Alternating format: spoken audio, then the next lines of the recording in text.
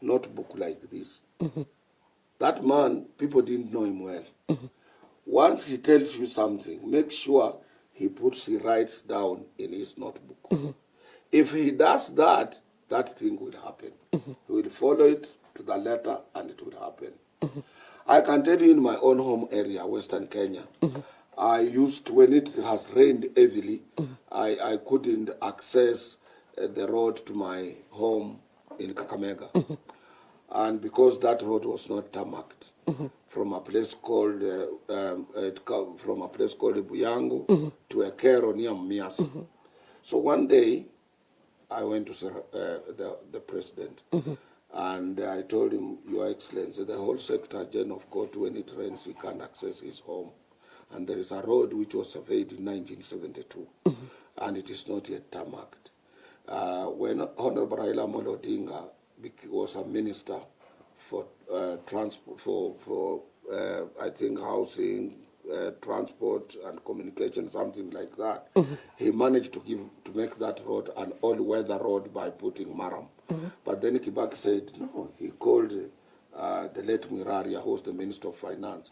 He said, since you are going to attend a meeting of G22, see where you can get some funds to tarmac that road.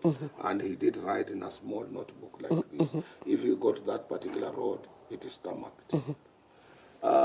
If you go at Tomboya Labour College, we told him we want to build a workers' resource center. And we had agreed with Chinese, through all Chinese Federation of Trade Unions, to get a nod from your government, and then they will assist us to approach Chinese government to put a resource center for us at Tomboya Labour College. He called Kinyua. Joseph Kinyua is still alive. He's at the State House. Assisting Uhuru Kenyatta. He told him, no, how much will it cost? We said 500 million. He said, put down. He did put down in his small notebook. And he said, 500 million, we cannot go to China to ask for that money. This is our workers' organization, and this resource center, even government officers will be using it. Let's build it for you. And as we earmark for big projects like thick highway and so on with Chinese. And he built it. But Kibaki did provide Kenyans with infrastructure, of which Uhuru has also done very well to make sure that where he didn't complete, he could continue completing. All this, what is happening, are things that Kibaki wanted to be in place.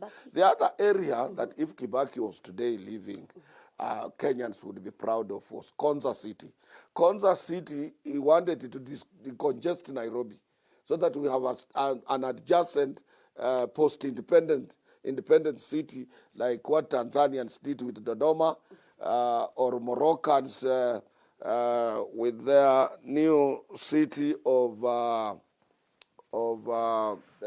in Morocco we have a third city, because we have Rabat, we have those other two cities, but the third one, I've just forgotten the name, after independence. Or in Egypt, they have post-independence cities like Sharm el-Sheikh or Uganda. Kibaki wanted to give us a post-independence city like what the Nigerians have done in Abuja, to make sure Konza was another city. And that is what Nairobi requires now. So he had an elaborate plan of modernizing Kenya as a whole, and he did very well in that tenure of 10 years. Kibaki came into power when the economy of Kenya was at its deathbed. What was the secret behind him reviving the economy and leaving it at stable condition? What he did, Kibaki, when he came in, Kanu, we had run down the economy. We Kanu guys. We were at minus 2% of our total GDP at that particular time when he came in. Nothing happening. We had not done very well for Kenyans. And when he came in, within first 3 years, it is our Department of Education, Economic and Research, which told Kenyans we are at 5% of our economy. And come 2005, banks were hawking. So what Kibaki did was a very simple thing. He sealed out cartels from State House. He fought corruption until he lost some of his own trusted ministers. He brought down corruption. When you fight two people, the two groups of people. One are cartels and corrupt people. You bring it down, you will attract both direct and indirect investment. People want to invest in a country where it is free of corruption, where there are no cartels. Cartels in oil industry, cartels in sugar industry. You see, cartels in sugar industry crippled all our sugar industries. Mumias in Zoya, Sony in South Nyanza, and so on, Chemelil. These are cartels bringing the country to the knees. You know, Kibaki, after 4, he had no any other friends apart from going back to his grandchildren and so on, after 4. And there were no groups of people canvassing for purposes of securing issues of procurement and issues of tenders and so on. In Kenya, even a 2-year-old boy, he knows what a tender is. This is what brings down the economy. The economy cannot grow if there is a lot of spillage, if there is a lot of money going out, in and out and out. That's the money you people you are clapping for. When you see politician talking, oh, he has given here 2 million, 3 million, you clap, you are asked to tumpigia makofi moja. Unapigia pesa yako imeibiwa yako 2, 3. Bwana so and so, come and talk to your people. Because he has brought stolen money. Once you tempt that, the economy will grow. This country is big. We are a satellite of economic activities in the region. And this is what Kibaki realized. So if you tame corruption, our GDP will grow. I understand Kibaki was a man of few words. Completely. But still working and with few acquaintances. Yeah. Did he even make closer friends? What Kibaki did when he came in, he didn't want political friends. He wanted somebody who can be given an assignment and he accomplishes. One of such persons was a Mr. Waweru of KRA, if you heard of Waweru. That was such a rude manager. Kibaki told him, disconnect that direct line between your office and State House. I don't want to be communicating with you on issues of exemptions. Don't exempt anybody from paying taxes. That's what the first thing Kibaki told him. And then he introduced also the new system of collecting taxes through various types of collecting. He devised methods of collecting taxes. So the tax evaders or people who are used to evading paying taxes were caught into that type of bracket and so on. And everybody, he netted almost everybody, making sure that everybody pays taxes. And there was no corruption. He could not influence him for anything else. Members of parliament tried to make noise on the new shrewd way of collecting taxes, but they could not convince him. And therefore, when after 3-4 years, there was no external borrowing from World Bank and IMF, we had only a debt of about 5% to be part of our annual budget. So Kibaki knew what he wanted and where we were going. And if he was leaving, he would have decongested. If he was still in power, he would have decongested the Nairobi city.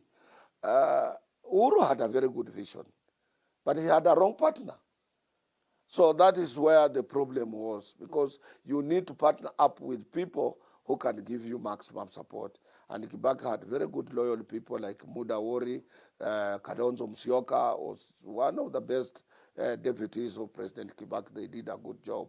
And also at one time, when they teamed up with engineer Raila Amolo Odinga and people like Mudavadi as deputy prime ministers and a constitutional minister like Martha Karua, and he had a good team to speak the truth, and that propelled him more to do good things. But within your bus, if you have pickpockets, my friend, you have a lot of problems. Kibaki was a wonderful, accomplished economist and a leader of substance, and a person that I wish he became a role model for the younger Kenyans who would like to grow to higher heights or spur their own economic growth in their own sphere. He was a highly disciplined person, particularly when it comes to, and determined to make sure that he achieves what he wants. So that is Kibaki, and he's a man who respected institutions, government institutions. That is why he left this country intact. marvelous and Maman's development, and we will remember him for so many, many years to come. He had no friend, including his former Makererians, people like Magari, who was finance secretary. When he left, they were all arrested, including Mwiraria, his own accomplished Minister of Finance. When he was dying, he had a case in court. People like Murungaru, who are very close to him, he didn't care. He had no friends. And I can tell you what, at NSSF, we lost about 253 million Kenya shillings, and they went through Eurobank. The owner of the Eurobank, the father was the chairman of Kibaki's DP party in Udaya. But Kibaki told him, please, if it was workers' money, you have good lawyers, I will not help you. And he closed down the bank. He was highly disciplined. And on his work, there was no lobbying, nothing. He was a man who was disciplined and prepared to do away with his friend in case